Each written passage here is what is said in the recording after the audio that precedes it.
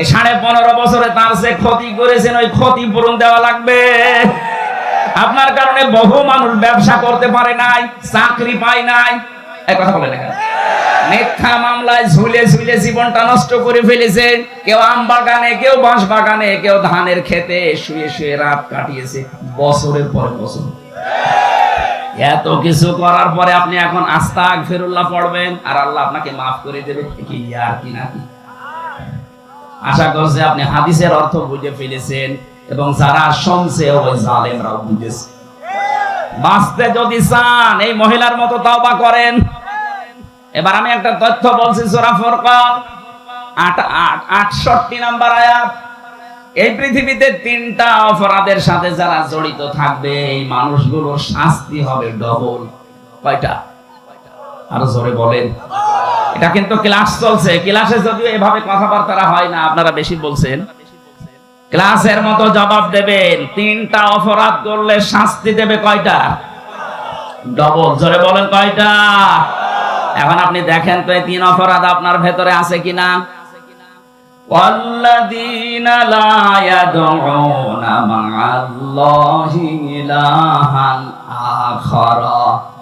আল্লাহ পাক বলেন যারা আমি আল্লাহর সাথে অন্য কাউকে ডাকে, এই যে মা'আল্লাহ, আল্লাহর সাথে অন্য কাউকে যারা ডাকে, এটা বাংলাদেশ, ভারত আর পাকিস্তানে বেশি।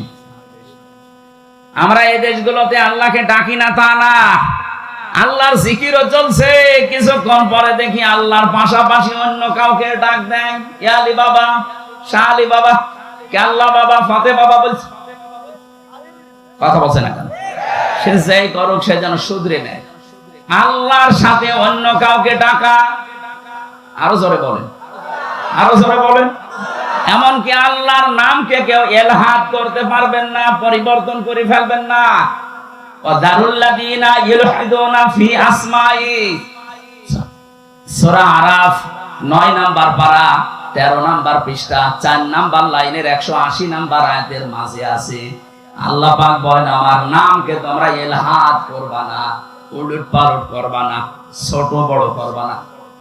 আজ যারা কালেমাকে লা ইলাহা ইল্লাল্লাহ পুরা কালেমা না পড়ে শুধু হালকা লা ইলাহা লা ইলাহা হবে, বলেন বলেন, শুধু ইল্লাল্লাহ ইল্লাল্লাহ হবে।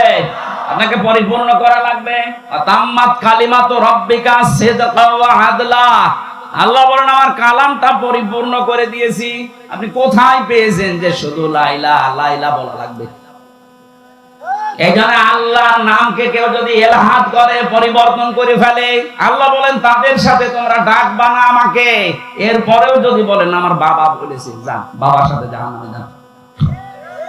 এর চাইতে সত্য কথা আমার জানা নেই। আমি আপনার বিবেকের উপরে কড়া নাড়লাম, এরপরও যদি কারো বিবেকে কাজ না করে জানতে হবে ওর বিবেকের উপরে কুকুরে পোশাক করেছে। ও বলছে ঠিক। তাহলে আজকে থেকে সিদ্ধান্ত নিয়ে যাবেন এই মাহফিলে এসে আল্লাহর সাথে অন্য কাউকে আমি আর ডাকবো না, এমনকি রাসূলুল্লাহকে না। রাসূলুল্লাহর নামে জিকির করা জায়েজ নেই। যারা না বলছে ইয়া রাসূলুল্লাহ ইয়া রাসূলুল্লাহ জিকির করেন, আপনি শিরক করছেন। জিকির হবে কার নামে? দরুদ হবে রাসূলুল্লাহর নামে। সোহেল চৌধুরী নায়ক, নাম শোনেননি? এই লোকটা হত্যার মামলার যে আসামি ছিল মামুন ইমন, এনে আমার সাথে ছিল, মাঝে মাঝে আসতো। তো ভেতরেও এরকম মস্তান।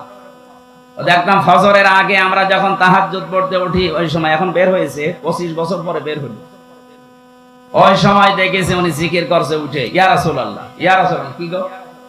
একদিন বললাম ভাই আপনি এই জিকির করেন মানে? মহাব্বতে না, এটা মহাব্বতের জিকির না, আপনি শিরিক করছেন। এই আয়াত দিয়ে তাকে আমি বুঝিয়েছিলাম আল্লাযীনা লা ইয়াদউনা মা'আল্লাহি ইলাহান আখার। আল্লাহ পাক সাথে ডাকছেন, আল্লাহর সাথে সাথে আপনি অন্য কাউকে ডাকতে পারবেন না।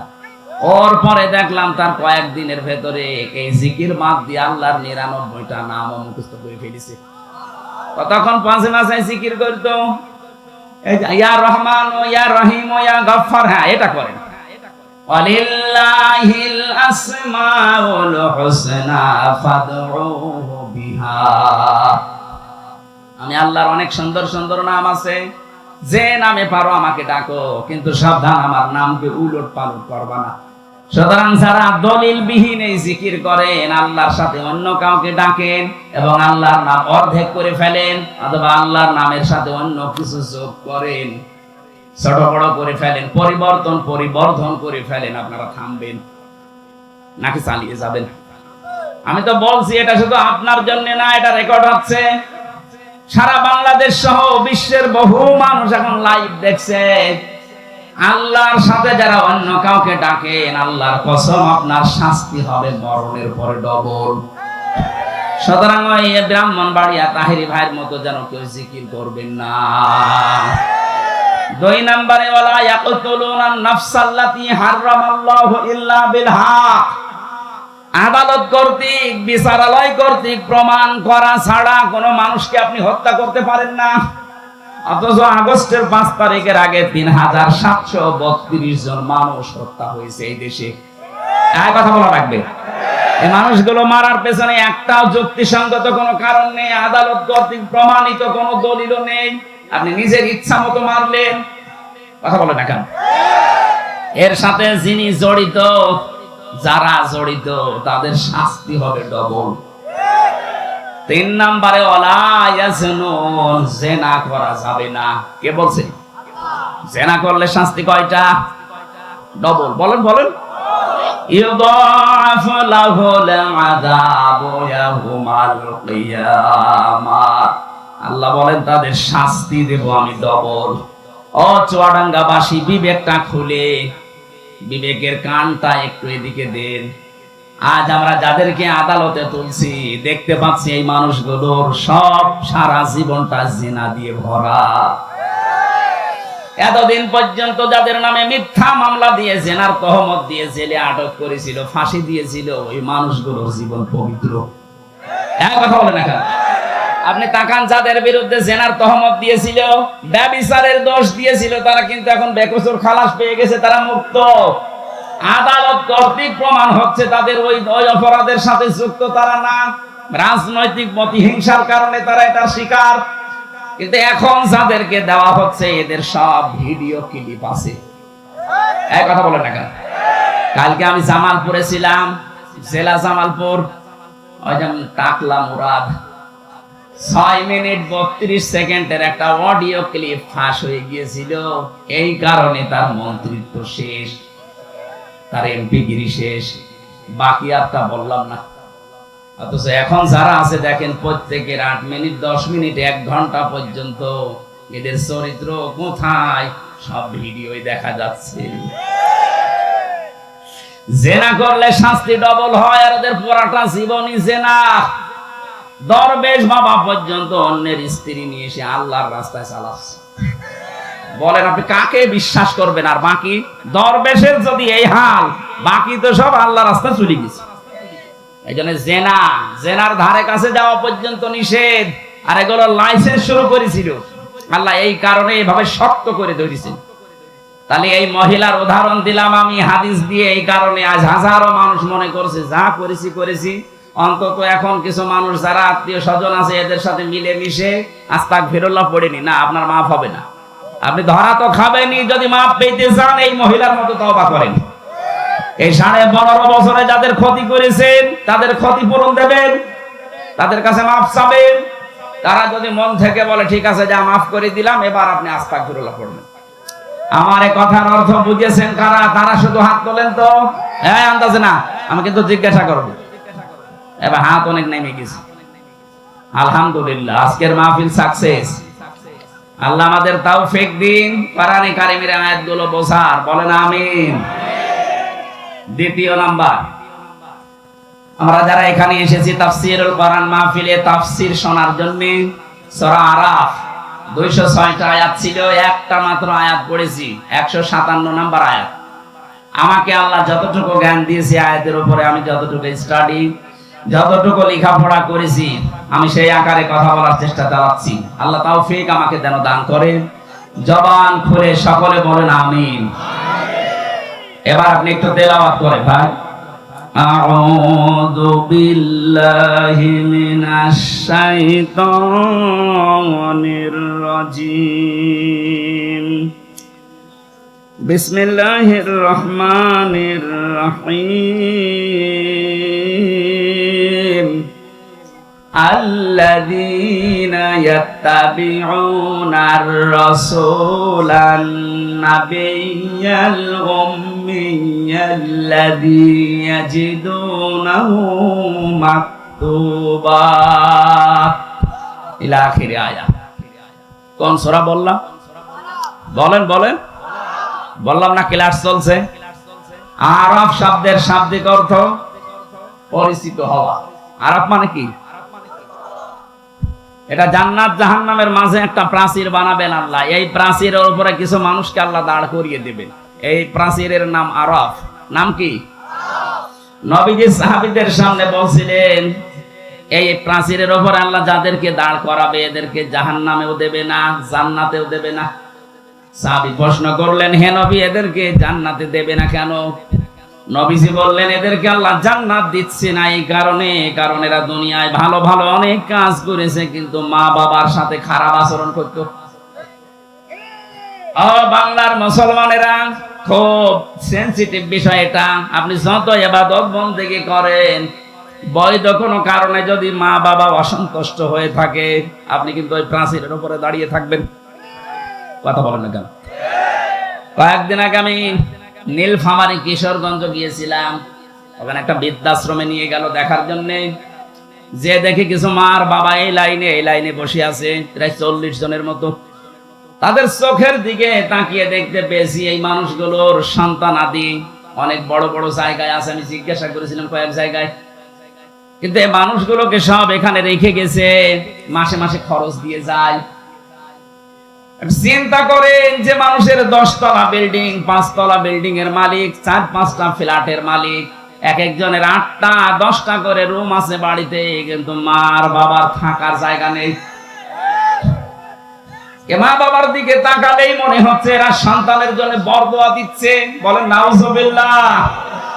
যাদেরই মা বাবা আমি ওখানে দেখেছি, এই সন্তানগুলো যদি 14 বার হজ করে আসে, আল্লাহর কসম এরা জান্নাত পাবে না, ওরা ওই প্রাচীরে দাঁড়িয়ে থাকবে। আমাদের কপাল যেন এরকম না হয়। কথা বলে না কেন? যতগুলো সন্তানের কারণে তার মার বাবা বৃদ্ধাশ্রমে থাকে, বাংলাদেশে এখন বৃদ্ধাশ্রম প্রায় 168টার উপরে। নীলফামারীর কিশোরগঞ্জ একটা থানা, সেখানে এতগুলো মানুষ পড়ে আছে। বছরের পর বছর আছে, অনেকে খবর নেয় না, শুধু মাঝে 2 বছর 3 বছর পর একটা চিঠি পাঠায়, মা কেমন আছো, একটা কথা বলবো। 30 বছর 25 বছর পর্যন্ত এই ছেলেটার পেছনে ওই মার বাবা নিঃস্বার্থ ভাবে শ্রম দিয়েছিল। কথা বলে না কেন? অথচ আজকে এই সন্তানই রেখে গেছে তার মাকে। আমার যতটুকু দেখলাম, যাদের কারণে রেখে যায় সন্তানগুলো মার বাবাকে বৃদ্ধাশ্রমে বলেন, এর পেছনে কয়েকটা কারণ আছে। একটা কারণ ওই ছেলেটার বউ। এই কথা বলছেন না? হাজারো বউ এই দেশে আছে, তারা চাই না যে আমার শ্বশুর শাশুড়ি আমার সাথে একসাথে থাক। এরকম বউ দেশে নেই? সম্মানিত মা বোন, আমি জানি হাজার হাজার মা বোন আপনাদের সাথে ডবল, ওরা বিভিন্ন জায়গায় বসে আছে। আমি সবাইকে এক মনে করে কথা বলছি, আমার ইমান থেকে বলছি, সাবধান। আপনি শুধু নামাজ পড়ে রোজা রেখে কালো বোরকা পরে জীবনও জান্নাত যেতে পারবেন না।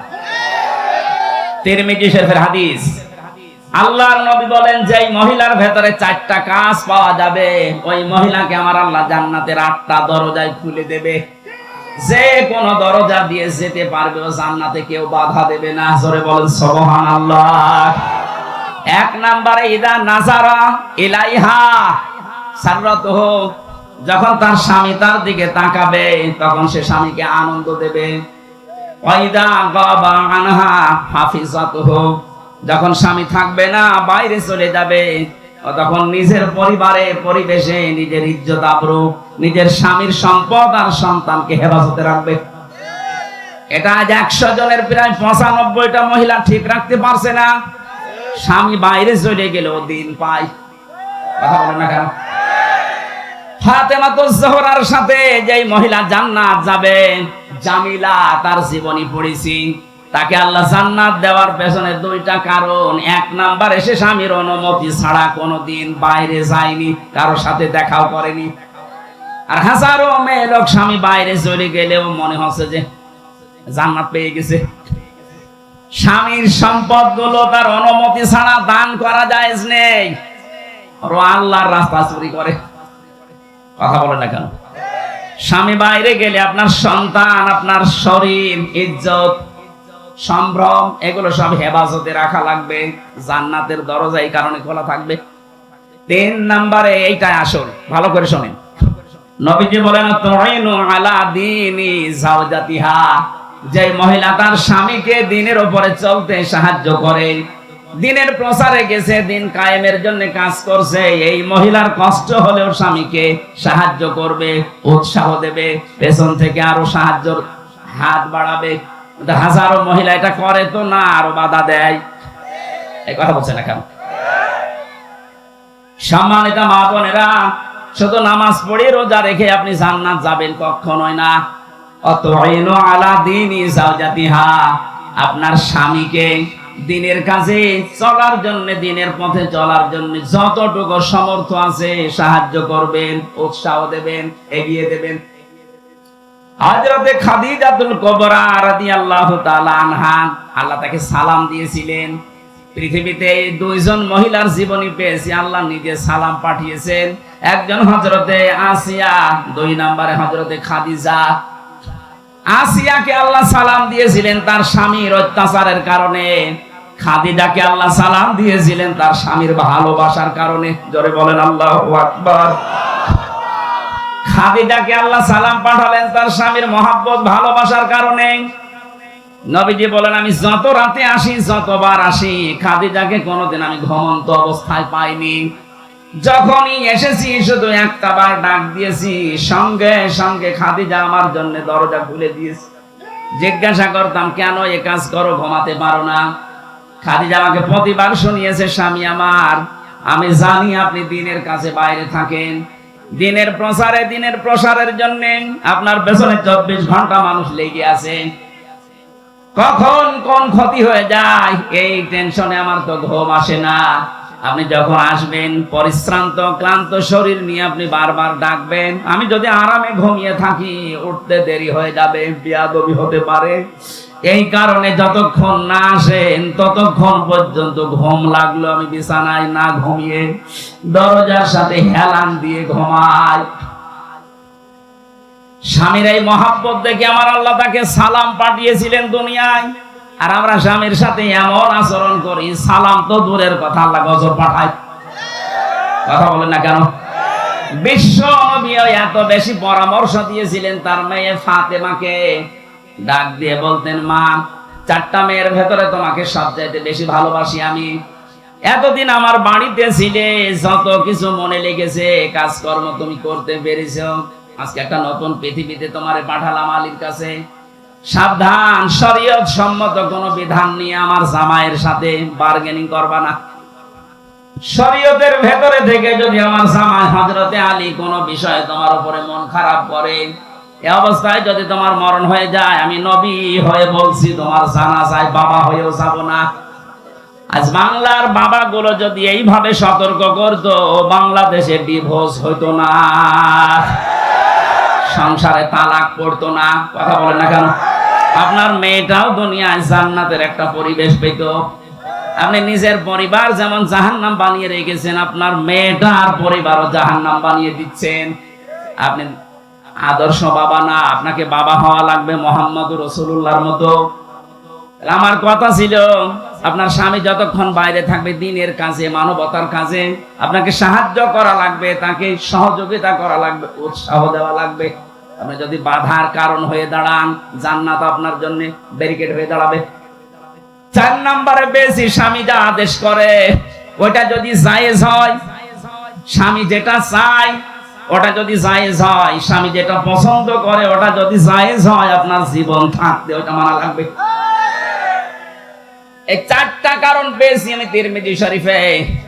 এখানে যত মহিলা এসেছে 5 ওয়াক্ত নামাজ আর রমজানের রোজার পাশাপাশি আমার আল্লাহ 4টা কাজ তাদেরকে করার তৌফিক দেন। বলেন আমিন। জীবননগরবাসী আরাফ নামক স্থানে মা বাবার সাথে বিয়াদবি করার কারণে আপনি দাঁড়িয়ে আছেন। নবীজি বলেন এরা জাহান্নামে যাচ্ছে না। সাহাবী বললেন কেন? নবীজি বলেন এই মানুষগুলো আর যাই করুক না কেন দুনিয়াতে এরা ইসলামী আন্দোলন করতো, ইসলাম কায়েম করার জন্য এরা চেষ্টা চালাতো। এই দুনিয়াতে ইসলাম কায়েম হোক এজন্য সর্বাত্মক চেষ্টা চালিয়েছে। কায়েম হয়নি ওর দোষ নেই, ও তো চেষ্টা করেছে। এই জন্য ওকে আমি আল্লাহ জাহান্নামে দেব না। সূরা সফ 10 নম্বর আয়াতের দলিল আছে। এটা থেকে প্রমাণ পাওয়া যায় যারা দিন কায়েমের জন্য চেষ্টা চালাবে তাদের আর যাই হোক জাহান্নামে যাওয়া লাগবে না। কিন্তু অশনি সংকেত এইটা হাদিসের শেষে কিন্তু আর বলা নেই যে কোথায় যাবে। বলেন তো আপনি জাহান্নামে গেলেন না, জান্নাতেও যেতে পারলেন না। আরাফ নামক এই প্রাচীরের উপরে যদি আমরা কেউ দাঁড় হয়ে পড়ি, আমাদের মতো কপাল খারাপ কারো আছে? এটা যা করবেন চিন্তা ভাবনা করে। আল্লাহ পাক এই সূরার ভেতরে একটা আয়াতে ঘোষণা দিচ্ছেন, আল্লাযীনা ইয়াত্তাবিউনার রাসূলা। এই আয়াতের ভেতরে আমি 13টা কাজ পেয়েছি, একটু খেয়াল করে শুনবেন। কাজ আছে এর ভেতরে 13টা। 6টা কাজ। 1 নম্বরে আছে পরিচিতি, 2 নম্বরে আছে সকল ন্যায় এবং অন্যায়ের আদেশ আর নিষেধ, 3 নম্বরে পবিত্র বস্তু হালাল করা, 4 নম্বরে অপবিত্র বস্তুগুলো হারাম করা, 5 নম্বরে বোঝা, চাপানো বোঝা এবং বন্ধন যেটা সেটা থেকে আল্লাহ মুক্ত করে দেওয়া, 6 নম্বরে উৎকর্ষ সাধন করা মানব জীবনের। এই যে 6টার পরে আমার আল্লাহ এই আয়াতের শেষের দিকে জানিয়েছেন যে নবী আর রাসূল তোমাদেরকে পাঠালাম, তার দায়িত্ব ছিল দুনিয়ায় 3টা। তোমাদেরকে কিয়ামত পর্যন্ত এই 3টা দায়িত্ব পালন করা লাগবে। তার প্রতি ঈমান আনতে হবে, সম্মান করা লাগবে, সাহায্য করা লাগবে, সহানুভূতি দেখানো লাগবে। তার প্রতি যে আলো আমি পাঠিয়েছি তার মানে কোরআন শরীফ, এইটার উপরে অনুসরণের মাধ্যমে জীবন চালাতে হবে। শেষের শব্দ হচ্ছে উলাইকা হুমুল মুফলিহুন, এরা সফল কাম। এবার আসেন আমরা আয়াতের ব্যাখ্যায় যাই। 1 নম্বরে আল্লাযীনা ইয়াত্তাবিউনার রাসূলা, যারা অনুসরণ করছে করবে। ইয়াত্তাবিউনা এটা মুজারে, বর্তমান ভবিষ্যৎ, প্রেজেন্ট ফিউচার। যারা অনুসরণ করছে এবং করবে কার? রাসূল, নবী, উম্মি, 3টা পরিচয় দিয়েছেন। এই একটু খেয়াল করে শোনা লাগবে এটা। আল্লাহ পাক যার অনুসরণ করার জন্য আমাদের সবাইকে আদেশ দিচ্ছে, তার পরিচয় কয়টা বললাম? 3টা। আরো জোরে বলেন কয়টা? 1 নম্বরে তিনি রাসূল, 2 নম্বরে তিনি নবী, 3 নম্বরে তিনি উম্মি। এখন রাসূল কাকে বলে, নবী কাকে বলে, উম্মি কাকে বলে? আমার আয়াতের মূল শব্দের তাফসীর করার নিয়ত ছিল ইয়ামুরুহুম বিল মারুফ ওয়া ইয়ানহাহুম আনিল মুনকার, এই 2টা শব্দে। বাকিগুলো আপনারা তাফসীরে ফি জিলালিল কোরআন, ইবনে কাসির, মারিফুল কোরআন আর তাফসীর হাক্কানি, এই 4টা তাফসীরে থেকে আমার আজকের আলোচনা। এগুলো একটু দেখে নিয়েন, আরো বিস্তারিত জ্ঞান পাবেন। এমন রাসূলের পরিচয় দিয়ে আল্লাহ অনুসরণ করার কথা বললেন, তার প্রথম পরিচয় তিনি মুহাম্মদ ইবনে আব্দুল্লাহ না, তিনি রাসূল। কি আমি এবার আলেমদেরকে বলছি, রাসূল হওয়ার জন্য ওনাকে যে সময় বেঁধে দিয়েছিলেন আল্লাহ, জন্মের পর থেকে কিন্তু ওনাকে কেউ রাসূল বলে নাই। পুরা আরব জাহানের ভেতরে ওনাকে বলতো আল আমিন, আস সাদিক অথবা মুহাম্মদ ইবনে আব্দুল্লাহ। কথা বলেন না কেন? 1 থেকে 40 বছর কেউ পুরা আরব জাহানে রাসূল বলেছে? বলেন। 40 বছর বয়সে তিনি যখন আল্লাহর কাছ থেকে পেয়েছিলেন, ইকরা বিসমি রাব্বিকাল্লাযী খালাক, আল্লাহ পাক এই 5টা আয়াত তাকে দেওয়ার সঙ্গে সঙ্গে তিনি বাড়িতে আসলেন। এই বললাম না, একটু খেয়াল করা লাগবে এখানে। বাড়িতে আসার পরেই বললেন জাম্মিলুনি জাম্মিলুনি ইয়া খাদিজা, আমাকে ঢেকে দাও, আমি ভয় পেয়েছি। হযরতে খাদিজা ওই দিন তাকে 5টা কথা শুনিয়েছিলেন। পৃথিবীর কোন স্ত্রী যদি স্বামীকে এই 5টা কথা বলতে পারে, সে স্বামী যেন বিশ্বাস করে সে হক পথে আছে। আর যদি মনে করেন না স্ত্রীর পক্ষ থেকে 5টা কথা আসে না, আপনি যত বড় আল্লাহর ওলি দাবি করেন, আপনি বুঝবেন আপনি ভ্রান্ত পথে আছেন। খাদিজা ওই দিন বলেছিলেন, যদিও তিনি ঈমান এখনো আনেননি, প্রথমেই বলেছিলেন স্বামী ভয় পাবেন না, কাল্লা আল্লাহি মা ইয়াখজিক কাল্লাহু আবাদান, আল্লাহর কসম কখনো আল্লাহ আপনাকে ভয় দেখাতে পারেন না। জিন পরি ভূত পেতনি যাই বলেন, যারা ভয় দেখায় এরা আপনার কাছে আসতে পারে না। কারণ কি, ইন্নাকা লা তাসিলুর রাহিমা, আপনি আত্মীয়তার সম্পর্ক ঠিক রাখেন। এই হাদিস দ্বারা বোঝা যায় দুনিয়ায় যারা আত্মীয়তার সম্পর্কগুলো ঠিক রাখতে পারে, অটুট রাখতে পারে, তাদের ভেতর থেকে আল্লাহ ভয় দূর করে দেয়। আর আমাদের রাতের বেলা আমার মনে হয় তাল গাছের ভেতরে কিছু নড়াচড়া করলো ভয় লাগে। কথা বলে না কেন? এত ভয় আপনার ভেতরে, কারণ কি? কারণ আপনার রক্তের সম্পর্ক ঠিক নেই। চেহারা সুরত দেখলে মনে হয় জান্নাত থেকে পালিয়ে এসেছে, অথচ নিজের আপন ভাইয়ের সাথে কথা বলে না। এক কথা বলছে না, নিজের আপন রক্ত যেগুলো, এগুলোর সাথে যদি সম্পর্ক কেউ ছিন্ন করে, ঘরে যদি দেখতে মনে হয় শাহজালাল পীরের মতো, তাও মনে করবেন ওর জীবনে বহু ভয় আল্লাহ লুকিয়ে রেখেছে। আমি বিস্তারিত ব্যাখ্যায় যাচ্ছি না, আমার শব্দ সামনে পড়ে আছে। 2 নম্বরে ওয়া তাহমিলুল কাল্লা, কি করতে আপনি ভয় পান? আপনি তো মানুষের বোঝা হালকা করেন, বোঝা বহন করেন। এখানে বোঝা মানে শুধুমাত্র এই বোঝা না, এখানে কষ্টের বোঝা, ঋণের বোঝা, দুঃখের বোঝা। কথা বুঝতেছেন? হ্যাঁ নবী, আপনি এই দুনিয়াতে বহু বোঝা বহন করে দেন, বোঝা হালকা করে দেন মানুষের। অথচ আশ্চর্য হয়ে গেলাম, এতবার জীবনে হজ করার পর, নবীর উম্মত দাবি করার পর, মুসলিম জাতির অনেকে তাকে মা বলে, অনেকে তাকে বোন বলে, অথচ এই মানুষটা পালিয়ে যাওয়ার সময় কত রকমের বোঝা আমাদের উপরে দিয়ে গেল। এই কথা বলে না কেন? এই যে 3732 জন মানুষ মরে গেল, এগুলো দেশের জন্য বোঝা হয়ে গেল না? 2780 জন মানুষ এখনো হাসপাতালে কাতরাচ্ছে, তারা তাদের পরিবারের কাছে, সমাজের কাছে, এই দেশের জন্য এখন বোঝা না? কারণ হাত নেই, পা নেই, চোখ নেই, অন্ডকোষ নেই। এই কথা বলছেন এখন? এত ঋণের বোঝা আপনি দিয়ে গিয়েছেন, এদেশে এখন কেউ জন্ম নিলে তার মাথার উপরে 1 লাখ টাকা ঋণ। এত বড় বড় বিশাল বোঝা আপনি দিয়ে গেলেন, কাউকে কষ্টের বোঝা, কাউকে দুঃখের বোঝা, কাউকে অর্থের বোঝা, ঋণের বোঝা, হাজার হাজার বোঝা আপনি মাথার উপরে দিয়ে আরামে আছেন। আর আপনি দাবি করছেন আমি জান্নাতে যাব। কিসের জান্নাত আপনার? আপনি তো নবীর উম্মতই নেই। শুধু উনি না, এই পৃথিবীতে যারাই মানুষের উপরে বোঝা তৈরি করে দেয়, বোঝা হালকা করে না, কত মানুষকে, নিরীহ মানুষকে বেকার মিথ্যা মামলা দিয়ে তার মাথার উপরে একটা বোঝা চাপিয়ে দিলেন। আমার পরিবারের উপরে 3টা বছর কি বোঝা চাপিয়েছিলেন বলেন তো? 2-5,000 10,000 না, কত লক্ষ লক্ষ টাকা আমার পরিবার থেকে আপনারা নিয়েছেন। মনে হচ্ছে যে আমার বাবার কাছেও টাকা পাই, সে টাকা চাইতে গেছে। আমার প্রথম দিন ধরার পরেই বলেছে রিমান্ড দেব 10 দিন, 50টা মামলা দেব, যদি ছেলেকে বাঁচাতে চান তাহলে 10 লাখ টাকা এখনই নিয়ে আসেন। বাবা তো গ্রাম্য মানুষ, কোথা থেকে গিয়ে ধার মার করে 8 লাখ টাকা ও পাগল দিয়ে দিস। ওই শয়তানরা তো কথা ঠিক রাখে না, টাকাও নিয়েছে, পরের দিন আবার আরেকটা মামলা।